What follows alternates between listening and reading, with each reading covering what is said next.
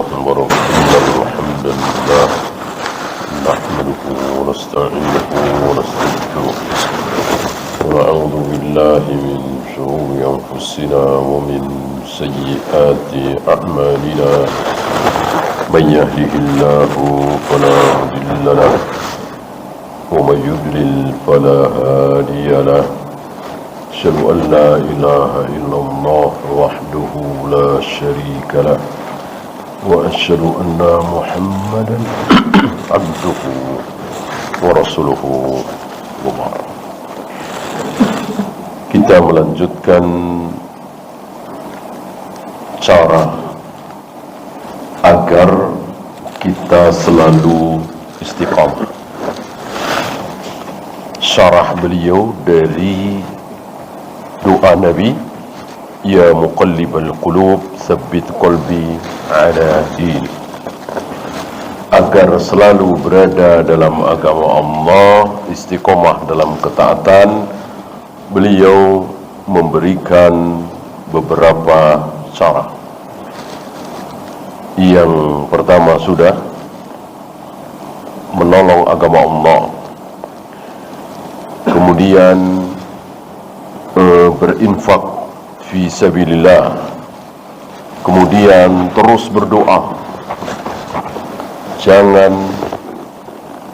mengecilkan doa, lalu mengandalkan usaha.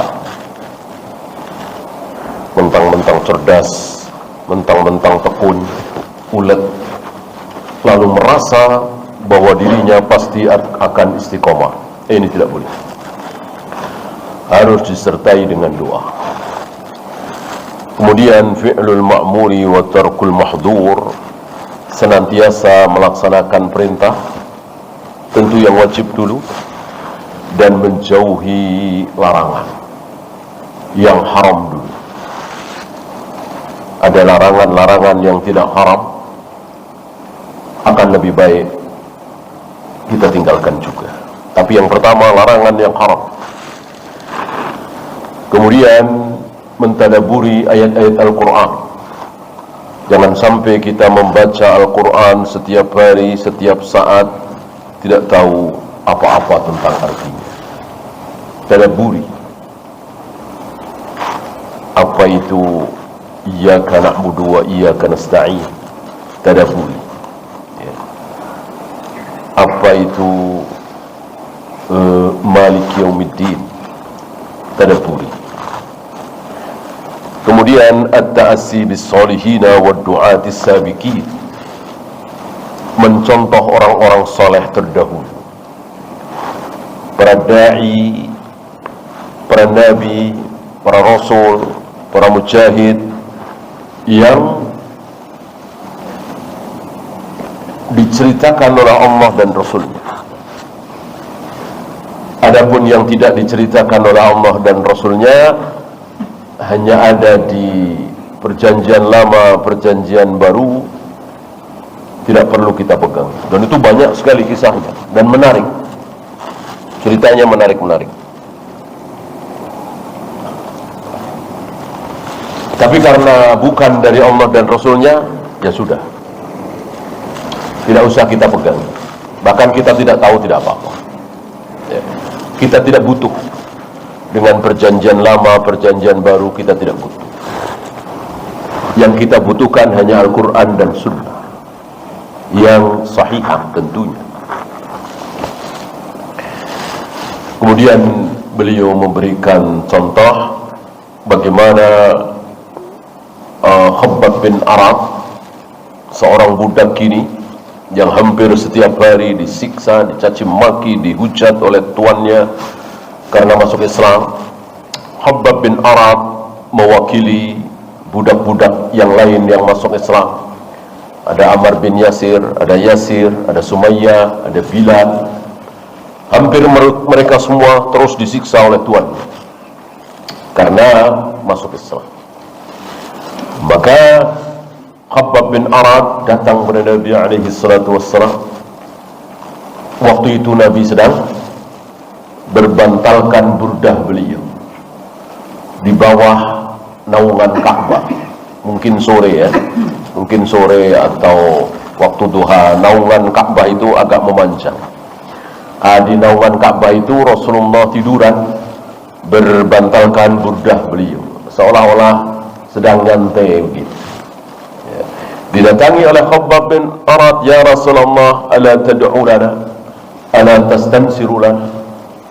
Kenapa engkau tidak berdoa memohon pertolongan kepada Allah untuk kami ya Rasul?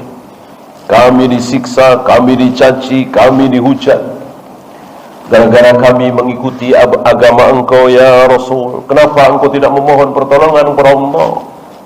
Nabi menjawab, jangan buru-buru, jangan tergesa-gesa, walakinnakum tasta'jilun, jangan buru-buru.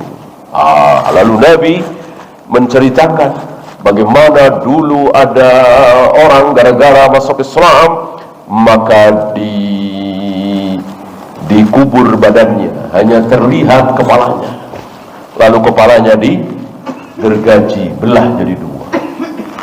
Ada yang digaruk dengan garukan besi, terkelupas dagingnya. Ya. Nabi mengatakan itu semua wa ma yasudduhu dzalika an dini, tidak menyebabkan mereka keluar dari Islam. Lalu Nabi bersumpah, ini pemimpin, ini muslim sejati, ini bukan orang munafik. Ucapannya apa? Wallahi la yutimmanallahu hadzal amr. Demi Allah, Allah akan menangkan amr ini, yang dimaksud Islam ini. Dalam keadaan terdesak, kepepet, nggak bisa berbuat apa-apa, tidak bisa menolong pengikutnya yang sedang disiksa mati-matian, bersumpah, demi Allah, Allah akan menangkan Islam ini. Hatta yasirar rakibu min Son'a ila Hadramaut, sampai ada seorang pengendara sendirian berjalan dari Son'a sampai Hadramaut, la yakhafu illallah, dia tidak takut siapa-siapa, dia hanya takut kepada Allah. Saking amannya. Kenapa aman? Karena Islam menang, Islam jaya, tidak ada yang ditakuti.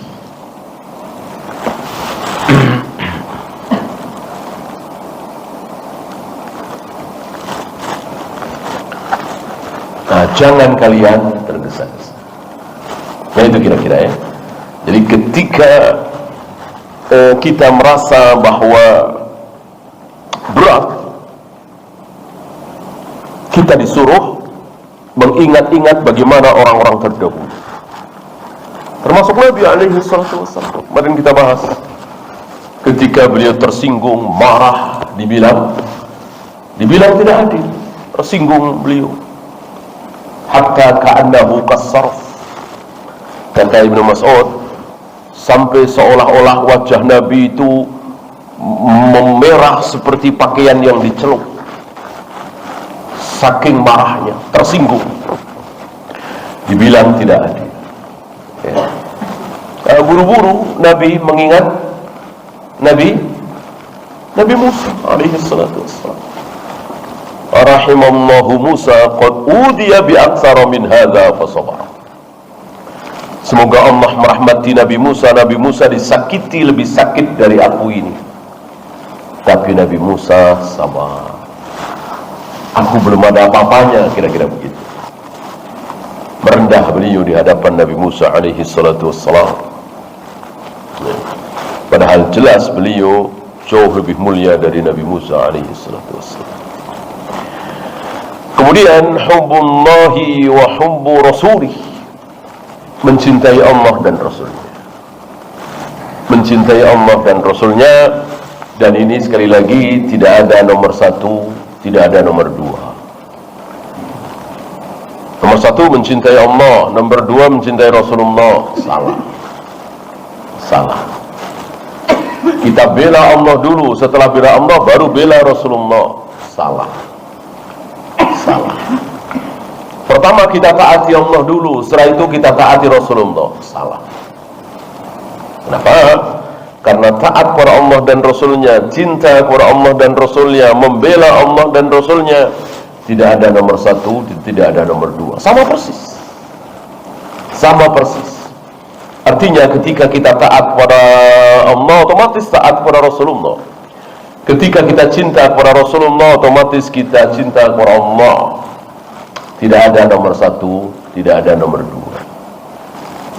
Yang ada, nah, kecuali ayah, ibu, istri, suami, anak, jelas ada. Siapa nomor satu bagi seorang laki-laki? Siapa nomor satu bagi seorang wanita, istri? Karena ada urutannya. Adapun Allah dan Rasulnya tidak ada. Jadi sama persis. Dalam hal cinta, taat, membela. Yang ada, ini hak Allah apa hak Rasulullah? Nah, itu ada. Ya, seperti demi Allah, demi Rasulullah. Hak apa batil kalimat ini? Nah, ini kalimat batil. Yang berhak hanya Allah, demi Rasulullah tidak boleh. Haram, batil, syirik. Yang ada itu. Bertakwa kepada Allah dan Rasulnya, nah, ini juga tidak benar. Bertakwa hanya kepada Allah, bukan kepada Rasulullah. Kalau taat iya, cinta iya, membela iya, sama persis. Adapun bertakwa tidak. Insya Allah tidak ada ya ayat, hadis, ucapan para sahabat, tabi'in, ulama yang mengatakan bertakwa kepada Allah, bertakwa kepada Rasulullah. Insya Allah tidak ada. Bertakwa hanya kepada Allah.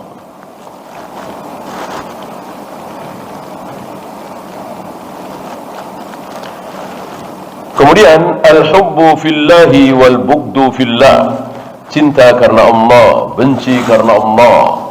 Ini pun salah satu cara supaya kita bisa istiqomah. Jadi ketika kita mencintai seseorang, itu selalu karena Allah. Ketika kita membenci seseorang, itu selalu karena Allah. Dan tidak salah kita membenci. Bahkan harus kan? Apa iya kita disuruh mencintai Abu Jahal, Abu Lahab, Fir'aun, orang-orang kafir? Apa iya? Ya, tentu kita benci. Ada orang mengatakan kita benci kelakuannya, tapi tidak usah kita benci orangnya. Ini takalluf. Saya kira tidak sanggup. Kita hanya membenci kelakuan, perbuatan Yahudi, kita tidak membenci Yahudinya. Sulit. Gimana caranya? Kita hanya membenci perbuatan Abu Jahal, Abu Lahab, kita tidak benci Abu Jahal, Abu Lahab. Sulit. Gimana caranya? Itu ucapan-ucapan menyesatkan. Biasanya ucapan-ucapan filsafat seperti itu. Sulit kita amalkan, tidak bisa lah. Ya. Seperti kita mencintai saudara kita, persis seperti kita mencintai diri kita sendiri. Ini mengamalkan sangat. Ya.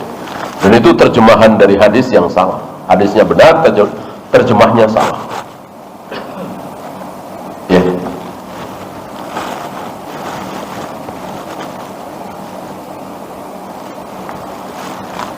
Ada di dalam hadis itu ada kata-kata ma. Ya. Kama yuhibbu ma li nafsihi. Ada kata-kata ma, apa? Jadi kita mencintai, menyukai apa yang ada pada diri saudara kita, persis seperti kita mencintai apa yang untuk kita. Artinya, ketika kita senang, suka kalau kita sukses, maka ketika saudara kita sukses, kita juga senang. Nah, itu yang dimaksud. Itu aja sulit. Ketika kita senang kalau kita sehat, maka kita juga senang ketika saudara kita sehat. Ketika kita senang jadi orang kaya, nah, ketika saudara kita jadi orang kaya, kita juga senang. Itu terjemahan yang tepat. Bukan mencintai saudara kita sama persis dengan kita mencintai diri kita sendiri. Nggak bisa. Nggak bisa. Siapa yang berusaha seperti itu, takalluf. Umar Raja terhadap Nabi pernah jujur? Jujur Umar. Ya Rasul, tidak ada yang lebih aku cintai daripada engkau. Engkau lebih aku cintai daripada istriku sendiri, ayahku sendiri, ibuku sendiri, saudaraku sendiri. Kecuali diriku. Artinya yang paling aku cintai adalah diriku sendiri ya Rasul. Kemudian engkau. Kemudian ayahku, ibuku, istriku, anakku dan seterusnya. Khusus untuk Rasulullah tidak boleh. Bahkan terhadap dirimu sendiri wahai Umar. Dengar ucapan Nabi, maka Umar sami'na wa ata'na. Engkau akan lebih aku cintai daripada diriku sendiri. Tentu selain Rasulullah, ucapan Umar ini ya membuktikan kejujuran Umar bahwa manusia yang paling kita cintai tentu diri kita sendiri. Setelah itu apa ibu kita, apa ayah kita, apa anak kita, apa istri kita.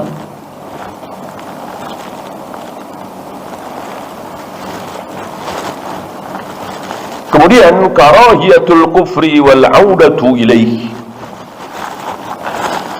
membenci kekufuran, tidak mau kembali kepada kekufuran. Maka salah satu yang tidak boleh ada pada diri kita adalah mencintai kekufuran. Dan ini bisa terjadi ketika idola kita, tokoh kita yang kita cintai itu orang kafir. Mungkin karena dia hebat dalam main bola misalnya, mungkin dia hebat dalam main bulu tangkis misalnya, atau apa. Kita menyaksikan lalu timbul rasa cinta. Ini patut dihindari. Jangan sampai ada rasa cinta kepada orang-orang kufar. Kemudian at-tawasau bil haq, saling menasihati dengan kebenaran. Hendaklah kita terus menasihati teman, saudara, keluarga, apalagi anak istri ya. Kemudian at-tawasau bis sabar, ketika menasihati itu harus dengan sabar. Kemudian at-tawasau bir rahmah, ketika menasihati itu betul-betul rahim. Maka bukan menasihati ketika kita menyukai dia itu jatuh di hadapan manusia. Ngomongnya nasihati. Ini sebetulnya saya kasihan sama Anda. Saya nasihati Anda begini-begini di depan umum. Tentu ini tidak dengan rahmah. Kalau menasihati berdua, ya, tidak di depan umum, bukan rahmat. Berapa banyak orang yang menasihati, sebetulnya dia tidak sedang menasihati. Dia sedang ingin si fulan ini hancur, si fulan ini jatuh. Tapi dia ngomong kemana-mana, saya nasihati dia, saya telah nasihati dia, padahal dia sedang menjatuhkan si fulan itu. Ya. Kalau menasihati, tentu ingin sekali si fulan ini menjadi baik, menjadi soleh, memperbaiki diri, dan jangan di depan umum. Kemudian zikrullah, jangan sepelekan zikrullah.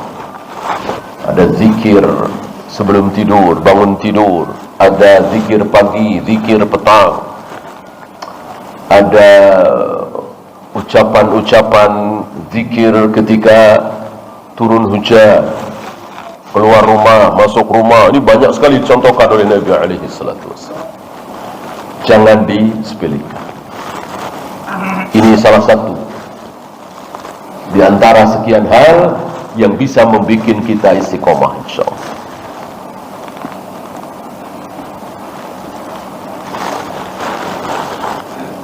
Kemudian at-tarbiyah al-imaniyah. Jangan lupa tarbiyah. Terus ditarbiyah. Kemudian al-i'tiqadu bi anna al-mustaqbal lil Islam. Meyakini bahwa masa depan nanti itu milik orang kafir apa milik kaum muslimin? Milik kaum muslimin. Ini banyak di antara saudara-saudara kita yang tidak yakin. Apa iya? Melihat kaum muslimin seperti ini, betapa lemahnya, betapa miskinnya, betapa bodohnya. Jauh sekali dengan orang-orang Yahudi, orang-orang Jepang, orang-orang Amerika, Eropa. Apa iya kaum muslimin bisa mengalahkan mereka? Ini ucapan bodoh. Ucapan orang yang tidak siqah dengan qala Allah wa qala Rasul. Wajib kita yakin seyakin-yakin bahwa kelak dunia ini akan dikuasai oleh kaum muslimin. Yang paling kuat Yahudi Nasrani akan diperbudak oleh kaum muslimin. Banyaknya budak-budak perempuan yang melahirkan tuan. Antalidal amatu rabbataha. Budak-budak perempuan milik kaum muslimin melahirkan anak dari tuannya, maka anaknya menjadi tuan.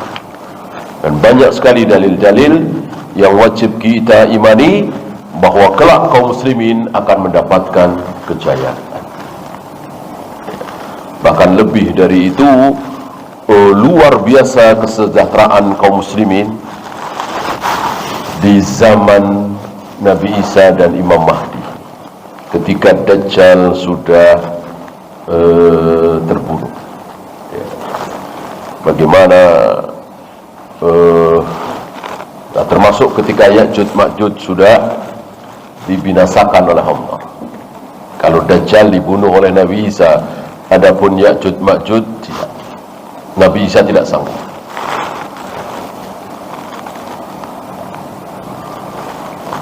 Beliau dan kaum muslimin hanya berdoa memohon kepada Allah di puncak sebuah gunung. Lalu Allah lah yang membinasakan Ya'juj Ma'juj. Dan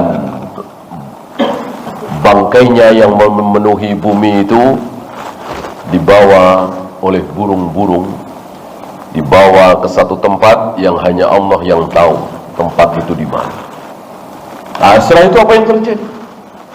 Setelah itu keberkahan luar biasa, persis seperti keberkahan di awal-awal manusia. Ya. 8 sampai 10 orang kenyang, puas, hanya makan setangkai anggur. Setangkai anggur yang kita seorang diri saja kadang kurang, belum kenyang. Ini mengenyangkan, memuaskan 8 sampai 10 orang. Ya. Kucing bermain-main dengan tikus, gitu ya.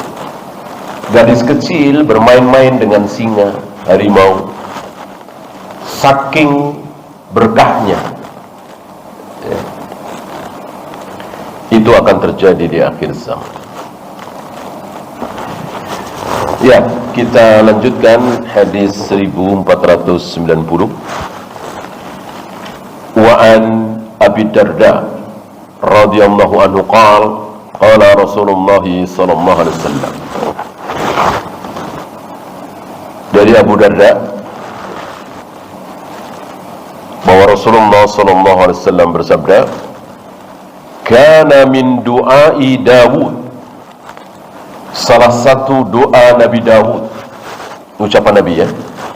Salah satu doa Nabi Daud adalah, selama ini kita mendengar puasanya Nabi Daud, salatnya Nabi Daud, salat sunat ya, puasa sunat. Ini doanya Nabi Daud. Allahumma inni as'aluka hubbaka Ya Allah, aku memohon supaya aku bisa mencintai Engkau. Lihat, untuk mencintai Allah saja kita butuh pertolongan Allah. Kita memohon kepada Allah, inni as'aluka hubbaka, aku memohon kepada Engkau ya Allah supaya aku bisa mencintai Engkau. Wa hubba man yuhibbuka, dan aku juga memohon kepada Engkau ya Allah supaya aku bisa mencintai orang-orang yang mencintai Engkau, orang-orang soleh tentunya, wali-wali Allah, para nabi, para rasul. Kita memohon kepada Allah supaya bisa mencintai mereka. Wal amal alladhi yuballighuni hubbak, dan tolonglah aku supaya aku bisa beramal, melakukan sesuatu yang bisa menjadikan aku cinta kepada Engkau. Dan disebut amalnya apa? Maka memohon di sini, berikanlah hidayah kepadaku ya Allah, tuntunlah aku ya Allah supaya aku beramal yang dengan amal itu aku bisa mencintai Engkau. Allahumma ja'al hubbaka ahabba ilayya min nafsi. Ya Allah, jadikan kecintaanku kepadamu lebih aku cintai daripada mencintai diriku sendiri. Aku lebih suka mencintai Engkau daripada diriku sendiri. Wa ahli, dan lebih dari keluargaku, istriku. Wa minal ma'il barid, dan lebih aku cintai daripada air yang dingin.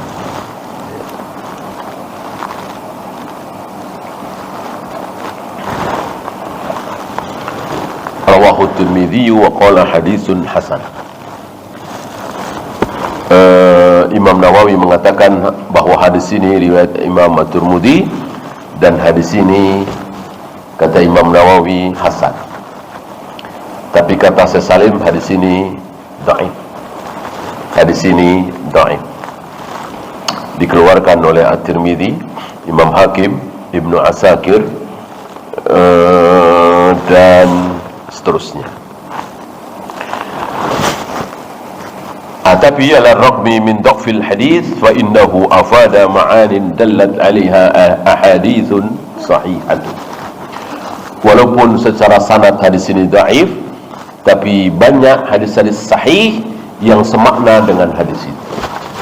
Dengan demikian ada fawaid dari hadis ini. Apa diantaranya? Al-haddu ala talabi mahabbatillahi wa sa'yi linailiha, anjuran untuk selalu memohon kepada Allah supaya kita bisa mencintai Allah dan berusaha, bukan sekedar berdoa, berusaha. Dan dalam berusaha itu memohon pertolongan Allah. Nah, mustahil usaha kita bisa berhasil kalau Allah tidak tolong kita.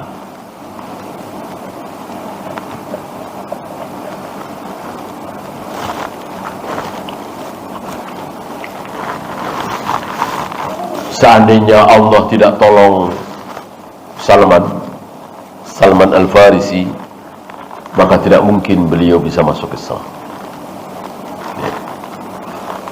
Bisa saja Salman berhenti di Yahudi atau berhenti di Nasrani, karena hampir semua agama sudah dimasuki. Allah pertemukan Salman dengan Rasulullah SAW. Salman ini sesuai dengan namanya, Al-Farisi, dari Parsi, bukan orang Arab. Tidak ada hubungan darah sedikit pun dengan Nabi SAW. Datang dari jauh, dan begitu melihat Nabi, mendengar ucapan Nabi, tidak lama bersyahadat masuk Islam. Sementara yang bertemu dengan Nabi setiap hari, hampir setiap hari didakwai, melihat mukjizat besar pada diri Nabi SAW, mati dalam keadaan kafir. Maka kata Ibnu Qayyim, ya, seolah-olah Allah mengatakan, ya Muhammad, turidu Aba Talib wa uridu Salman. Wahai Muhammad, engkau menghendaki Abu Talib, tapi aku menghendaki Salman. Siapa yang terjadi? Ya tentu Salman. Ini luar biasa, rahasia takdir, sangat-sangat rahasia.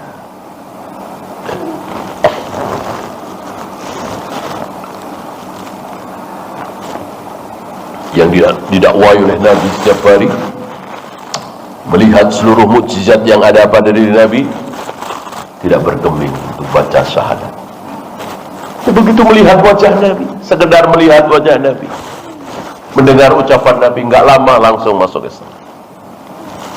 Salah satunya Abdullah bin Salam. Kesan pertama dari Abdullah bin Salam adalah wajah Nabi. Begitu melihat Rasulullah pertama kali hijrah ke Madinah, Abdullah bin Salam mengatakan dalam hatinya, dan akhirnya diucapkan sehingga kita semua tahu. Abdullah bin Salam mengatakan, aku melihat wajah yang tidak berbohong. Ini firasat yang Allah berikan kepada Abdullah bin Salam, dan akhirnya masuk Islam.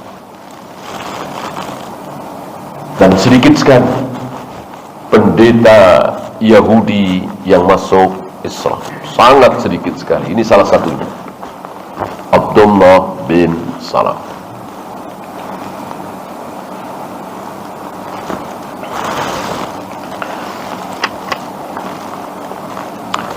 Kemudian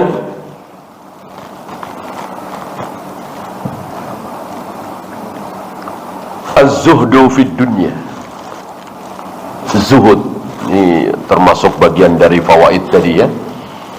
Untuk bisa meraih kecintaan Allah itu zuhud. Semakin kita zuhud terhadap dunia, insya Allah ada rasa cinta di dalam diri kita terhadap Allah.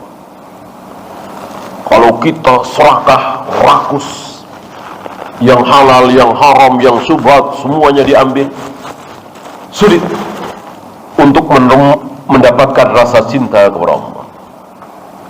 Kalau toh sholat sekedar menunaikan kewajiban atau ikut-ikutan, maka zuhud terhadap dunia ini salah satu cara. Bukan berarti harus miskin, bukan berarti harus hidup sengsara, tidak.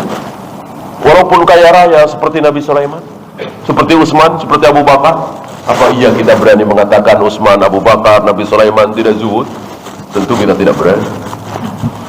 Tidak ada apa-apanya zuhud kita dengan zuhud beliau-beliau. Utsman, Abu Bakar, Nabi Sulaiman, Nabi Daud, yang kaya raya luar biasa, beliau-beliau jauh lebih zuhud dari kita. Kita nggak ada apa-apanya seandainya kita ini zuhud. Nah, maka sekali lagi, zuhud bukan berarti harus miskin, harus tidak punya apa-apa. Walaupun kita mempunyai harta yang banyak, selagi harta itu tidak di hati kita, di tangan kita, di brankas kita, di saldo kita, tidak di hati kita. Ada yang butuh bantuan, langsung transfer. Ada yang butuh pertolongan, langsung kasih. Karena tidak di hati, tidak diingat-ingat. Saya sudah nyumbang sekian, saya sudah nyumbang sekian. Coba kalau saya nggak nyumbang, oh saldo saya sekian. Nah, tidak seperti itu. Apalagi dia yakin bahwa semuanya akan dibalas oleh Allah. Satu jadi 700. Salah satu ciri orang yang keimanannya betul-betul beriman adalah dermawan. Di mana tidak dermawan? Kalau ngasih satu akan dibalas dengan 700. Semakin memberi semakin kaya, semakin memberi semakin kaya. Tentu dia tidak akan bakhil. Berarti dia sikoh betul. Nah, sebaliknya orang-orang munafik nggak ada sikoh-sikohnya, nggak percaya dengan janji-janji seperti itu, maka bakhil sebakhil-bakhil. Orang-orang munafik, orang-orang Yahudi itu manusia-manusia bakhil. Beda dengan para sahabat. Boro-boro menolong, meminjami saja mau kalau apa, kalau ada keuntungan, ada bunganya. Itulah Yahudi. Sudah dipraktekkan di zaman Nabi. Rata-rata orang Yahudi itu kasabnya, usahanya rentenir, riba. Termasuk wanita yang mengundang Nabi lalu memberikan makanan yang diracun itu, daging itu, ya. Termasuk itu rentenir. Tapi Nabi memakannya. Keluar hukum dari sini bahwa kita boleh makan, kita boleh menerima pemberian orang-orang yang kerja di bank misalnya, di asuransi misalnya, mengambil dalil dari apa yang dilakukan oleh Nabi alaihi salatu wassalam, mau memakan hidangan makanan padahal wanita Yahudi ini rentenir. Kemudian ma'rifatullah, mengenal Allah secara benar. Ini luar biasa pentingnya, dan ini jelas. Beda dengan tarekat-tarekat sufia, mengenal Allah nggak jelas. Mereka sebut dengan lantang ma'rifatullah, ma'rifatullah, ma'rifatullah. Kadang-kadang sebut ma'rifat saja. Ada syariat, ada tarekat, ada hakikat, ada ma'rifat tertinggi. Tapi apa isi ma'rifat itu nggak jelas, nggak disebutkan. Beda dengan Ahlus Sunnah. Ma'rifatullah itu apa? Meyakini bahwa Allah betul-betul bersemayam di atas arsy. Allah betul-betul menciptakan Adam dengan kedua tangan. Allah betul-betul turun ke langit dunia setiap sepertiga malam. Allah betul-betul menghadapkan wajahnya ke wajah orang yang sedang sholat. Allah betul-betul akan menggulung langit dengan tangan kanannya, dan begitu seterusnya. Ini ma'rifatullah. Mengenal Allah dengan benar sesuai dalil qala Allah wa qala Rasul. Inilah Ahlus Sunnah. Jelas. Ma'rifatullah itu jelas. Tarekat-tarekat sufi enggak jelas. Apa ma'rifat itu apa?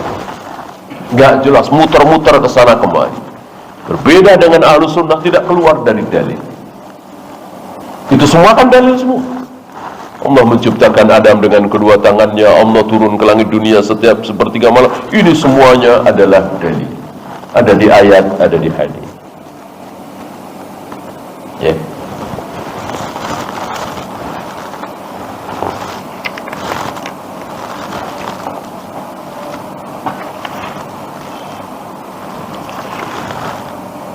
Kemudian tilawatul Quran wa tadabburuhu, seperti yang penjelasan tadi sebelum hadis ini, ya. Mentilawah Al-Quran, membaca Al-Quran sambil mentadabburi, ya. Jangan lupakan tadabbur ayat-ayat Al-Quran.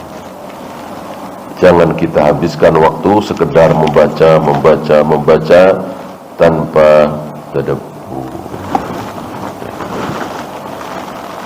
Ya, silakan adzan dulu. Wassallallahu ala Muhammadin sallallahu alaihi wasallam wa akhiru da'wana alhamdulillahi rabbil